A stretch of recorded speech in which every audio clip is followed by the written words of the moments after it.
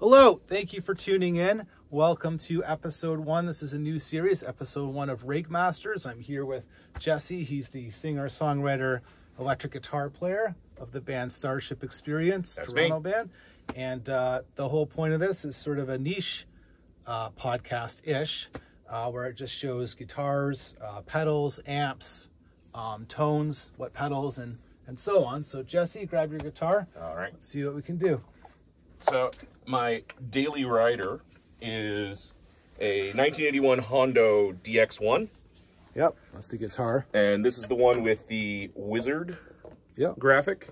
I did just purchase a couple weeks back the dragon graphic, but it's stuck in Thunder Bay. I'm still waiting for it to get here. Okay. But yeah, so my daily and my backup are both Hondo DX1s because I like one humbucker and one knob. That's all you need. What kind of humbucker is that? It's the one that came with the guitar. Okay, that's... I think it's a Seymour Duncan Jazz. That's what I usually have. low output or high? It's pretty low. Yeah, it's pretty low. Okay. Yeah, that's why I like the Jazz. Did you like a little more space to kind of gives you a bit more room for your amp stuff and your pedals? Well, for the pedals, because my amp, when we get there, my amp is nothing to write home about. I get it because I can't carry that much weight anymore. I'm old. Well, aren't we all? So I'm just going to show you some pedals, Jesse. If you want to, Oh yeah, we want to start with the pedals. We'll start with the pedals. Yeah, so we got the guitar rig and then the vocal rig because I'm also the singer. Yep. And this might cause some feedback, but basically line goes in here, and then underneath, if we can catch it, there is a line buffer. Yep. And then it comes back out to tuner. You got your standard tuner. Yep. From here, it actually goes into a splitter. Little DI box, and what that does, it takes the XLR and goes into our studio board, and when we do it live, we also go into the live board. And what we do is we just run low pass clean. Yep. And that simulates a bass because it's just the two of us in the band. So when people hear us, they always go, "Why does that sound so clean?" It's because we actually run a clean into the studio board or the live board, and it just runs all the low end. Sounds like we have a bass player, even though there's no one there. Awesome, awesome.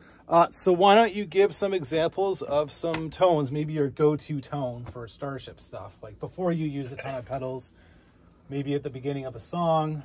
Well, we don't do a lot of like unamped stuff. Whenever we do that, we usually just pull out the acoustic. But you're usually on distortion, right? Yeah, almost always on distortion. That's the clean tone. It's Yep. pretty neutral. There's nothing special about it. Just use that to tune, essentially. And your amp is a Crate PB150.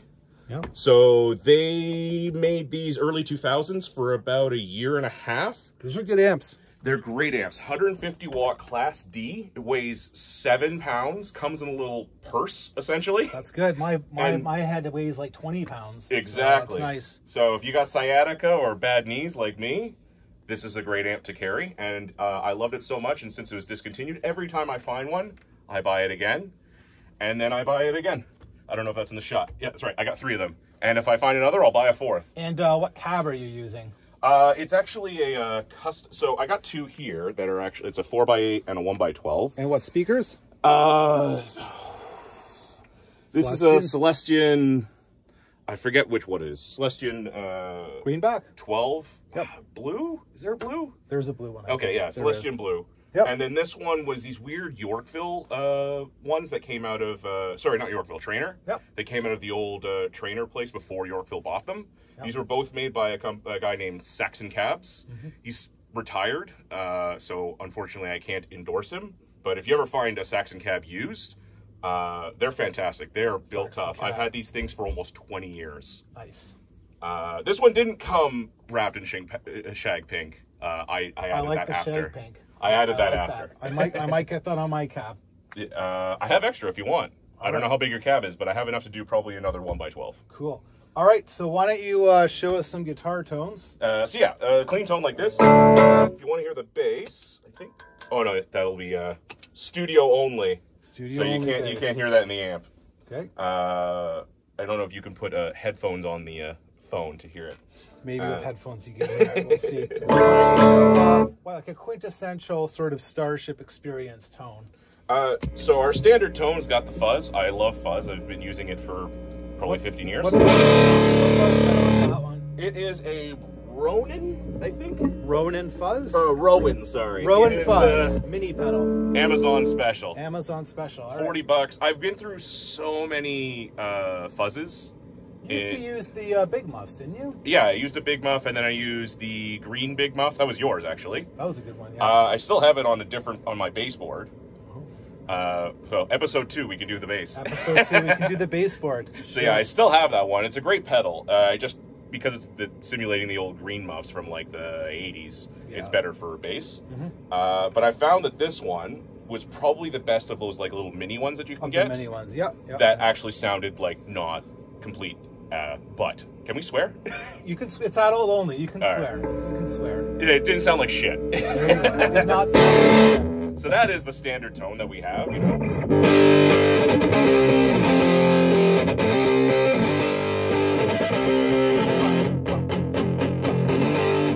That's the, that's Party in the DPRK, which you're on.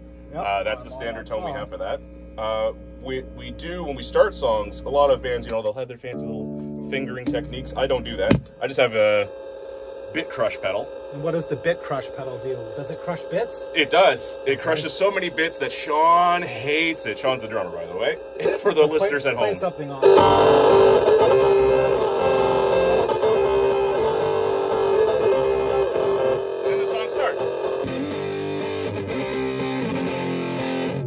That's how you start a song. You make it sound like shit, and then the song starts for real. That's that bit pedal sounds like a tool at the dentist that's like not working properly and drilling into something.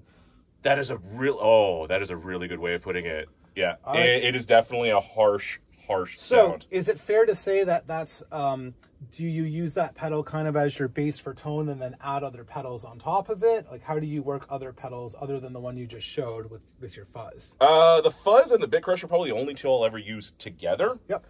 Sorry, also, I should have the reverb on. I have reverb. It's very subtle. We just add it so, it smooth mellows everything out. So, yeah, reverb does stay on pretty much all the time. Okay, what else do you got? Then beyond the fuzz, we have one other drive. It's like a valve, it's like a tube. So it's called a Velcro combo? Where are we here? It's another Rowan pedal. Rowan, what is it? Rowan? Valve combo. Valve combo. So try something with that. Yeah, it's supposed to emulate a Marshall pedal. I forget which pedal, but it's one of those Marshall pedals. And when would you use this pedal and not the fuzz? We have a couple songs. We'll use it for like, I wouldn't say slower songs, but ones that are like slightly less aggressive. Okay.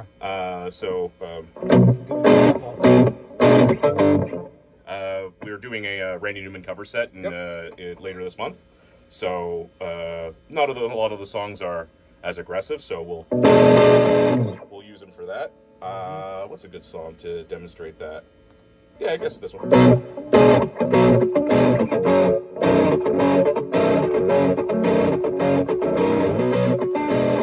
Just a crunchy classic tone, tube amp style.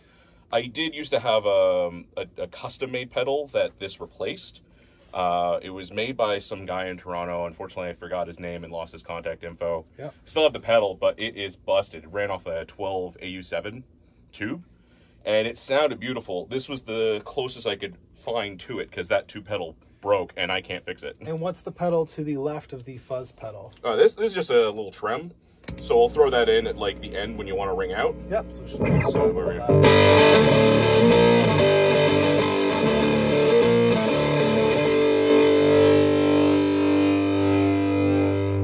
Again, subtle. We don't like messing around with things. It just gives you a little wah. I see that you have little buttons on your pedals. What are those? There's little things on the end of them. Oh, these are actually just little toppers. I'm missing one actually. These are just little toppers. Make it a little easier for switching? Oh yeah, because I usually play in bare feet. Bare feet, and you can feel it with your toe. Let's get a shot of this. Let's get it. Oh yeah, for all those foot fetishes out there. Since I have all micro pedals on a very small board, you don't want to. You don't want to. The micro pedals, you run a danger of you try to hit one and you hit three. So. Yeah, and I have size 13 feet, so I can absolutely hit 3 in one stomp. Yep. That's not. Is it safe to say that you have idiot-proofed your board for live use? Almost. So the phrase is, you make something idiot-proof, they make a better idiot. And I am a prime example of that. So I'm always trying to improve it with, we'll say, maybe 70% success. 70% success. Well, fair enough. I've had my fair share of issues using a pedal live. I think I tried to use one, and then I hit like fuzz, which was turned up way too high in a quiet part of a song where it's supposed to die down. Oh yeah, don't want to do that. Don't want to do that. Don't want to do that. Okay, so there's some unique effects on here. These are ones that go with a mic. So I'm going to show. Can you explain what these four are and what they do? Oh yeah. So again, because there's just two of us in the band, and let me get my slipper off. Yep. Basically, it runs opposite of like guitar effects. It actually runs this way to this way. So this is in, this is out. So it's left to right. Yep. Yeah, left to right. So this is just vocal corrections, just a auto tune. And it's just chromatic auto tune. Auto tune. Yep. What's I don't use it like T-Pain or anything like that. Then we have a harmony. Yep. Then we have a doubler. Yep. And then we have they call it character. It basically is a voice modulator. Yep. We usually set it up to 1 of 2, which is like we call it the Satan voice. I think it's set the Satan voice right now. Check 1, 2. There we go. It's nice and low. There you go. Oh, spooky. Spooky. So can you give an example of when you would use, maybe switch on or off one of those to use for part of a song for vocal effect? Yeah, so we can get it in full. Let me just turn the guitar down a little so we can hear it.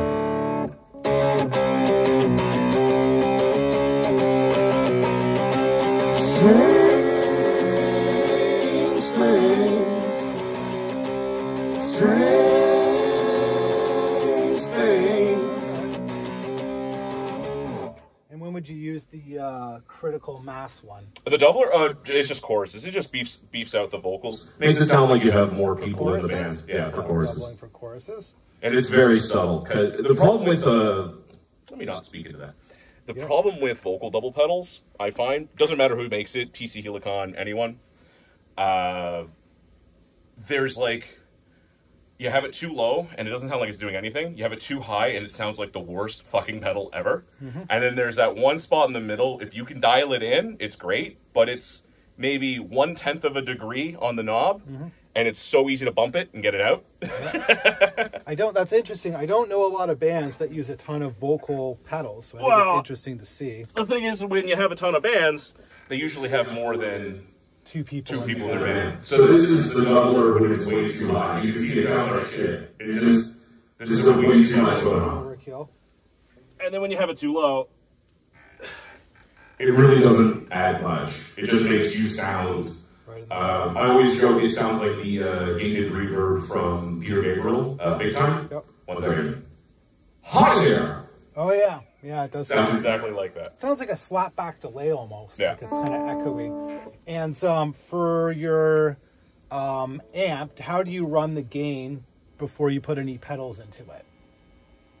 Oh, it's not through the effects loop. It's just straight to the front. That's straight to the front? Yeah. It doesn't run through the effects loop. No, what I meant was with all your pedals off, you like to keep it clean, right? Oh, yeah. So I like to keep mine with a touch of overdrive, so I'm pushing the overdrive. But I use loud tube amps. You use what is it, like a 40-watt Marshall right now? Or? No, I'm using Night Train right now. 15 watts. Loud 15 watts, though. Yeah. It's Class A. Yeah, this is Class D, so the drive on this is just solid garbage. State. Yeah.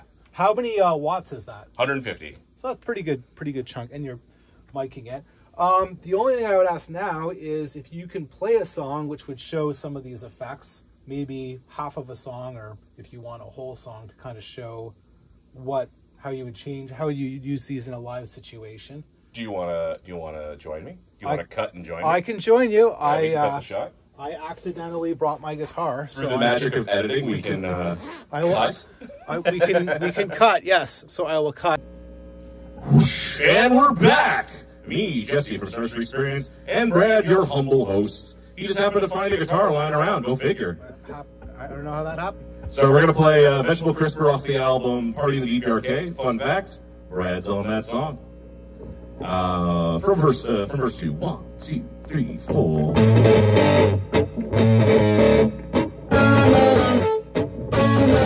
I am a hill in the kitchen.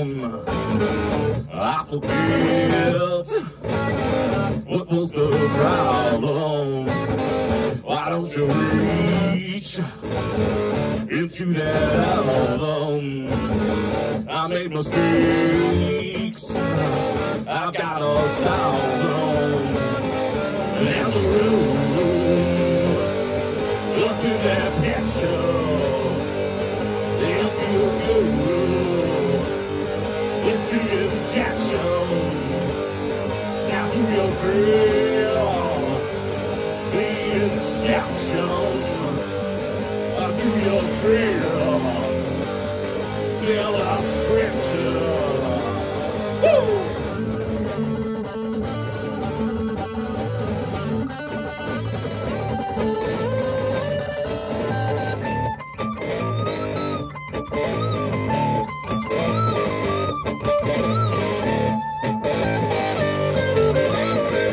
There's a room. Look at that picture. You feel good with the injection. Now do you feel the inception? How do you feel the scripture? Oh, that takes us back. I remembered most of that guitar solo. I think that's the hardest guitar solo I have on that album. Well, I think there's only 3 on that album, so yeah, There's not a long list. No. So when Jesse and I were playing in the same band, because we both obviously play guitar, I was using at the time I was using a tube amp with my mids high and my bass a little bit low, and you were using your crate for live stuff, right? Yeah, I'm usually the low mid and you're the mid high. Yeah, so I was the mid high. So if you do, so I'm just gonna get him to play it by himself, and then I'm gonna come in to show you how the tones blended together. I want to do just the guitar part of like.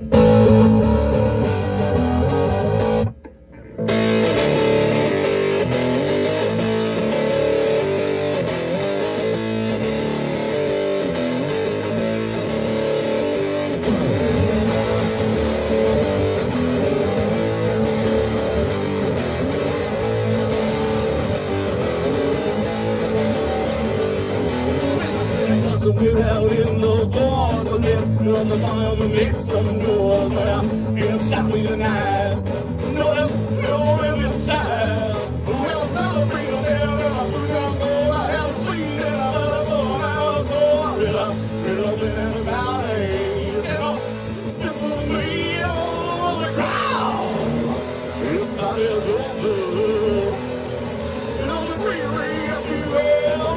We haven't seen it here every day. It's not as old. I'm a fool as I'm gone. I think you better run alone. Whoa, you're digging deep. That was yeah. So I was just showing how the 2 tones interlocked. So that pretty much sums up this episode. If you're watching this and you live in Toronto, when is your next show, Jesse? June 28th at the Doc Ellis No Room. What time? Doors 8. We're on 10-ish, I think. 10, 11-ish. We're on whenever. It's $50 a door. It's a punk cover night. Mm-hmm. And we'll be joined by, can we turn the camera? We'll be joined by this guy over here. He's been standing off. He's going to come. Yeah, he's going to be there. Oh. For those in the know, that is a life-size cardboard cutout of Randy Newman. Who will also be there. Who will also be there. He is the unofficial 3rd member. Okay. He replaced you. I'm okay with that. I'm okay with that. So that wraps up the episode. Anything you want to add, or is that pretty much it? No, I think I'm pretty good. I think that went well. All right. What do you guys think at home? Comment down below. Comment down below.